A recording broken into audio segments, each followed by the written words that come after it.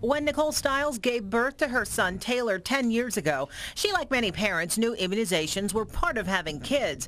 That is until her mother threw up a red flag. She came upon articles about the dangers of vaccines, and she talked to me about it and said, look, just do your own research, figure it out for yourself. What Nicole found alarmed her. When I was a kid, and I was born in 1984, so in 1983 there were 10 vaccines on the schedule, and the autism rate was 1 in 10,000. By 2007, there were 36 vaccines on the schedule, and the autism rate this year, as of 2012, is 1 in 88. Nicole found the vaccine schedule too aggressive, so she told her pediatrician thanks, but no thanks. When it came time to put the kids in school, Nicole submitted a request for a vaccine waiver. The Ohio Department of Health has been tracking the number of children coming to school without vaccination since the 1997-1998 school year, and the numbers have grown steadily since. Among children entering kindergarten statewide in 1997, 335 out of almost 158,000 were not vaccinated.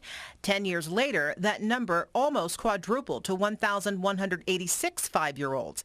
And for the 2011-2012 school year, waiver requests sat at 1,922. Dr. Ted Winslow, director of the Ohio Department of Health, while just 1.4% of students statewide go to class without being vaccinated, as a doctor, he is concerned. I'd like that to be zero, tell you the truth. And my perspective is different from many of the patients because I've seen so many kids die of preventable infections. Infections that the Centers for Disease Control say are making a comeback. In 2011, there were 214 cases of measles, up from 50 per year. 68 of those cases required a hospital stay.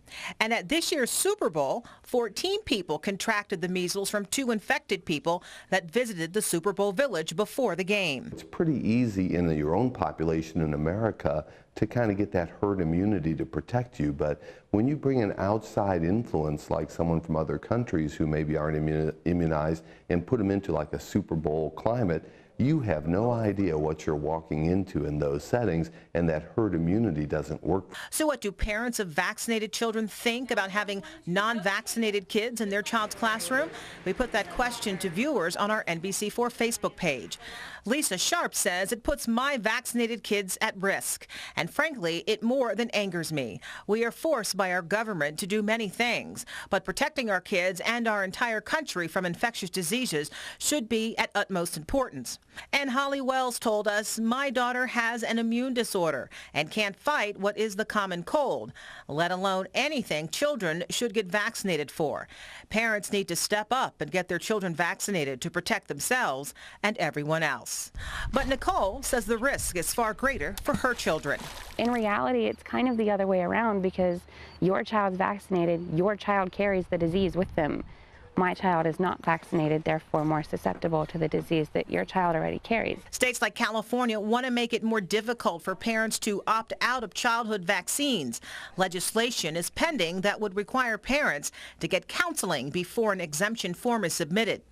Dr. Winslow says he supports a parent's decision not to vaccinate, but wants to make sure those decisions are based on sound information, not potentially faulty internet information. What we're focusing on is developing close working relationships with someone that the parents trust. And so many times parents don't have an ongoing relationship with a clinician they can go to for all their information. Candace Lee, NBC4.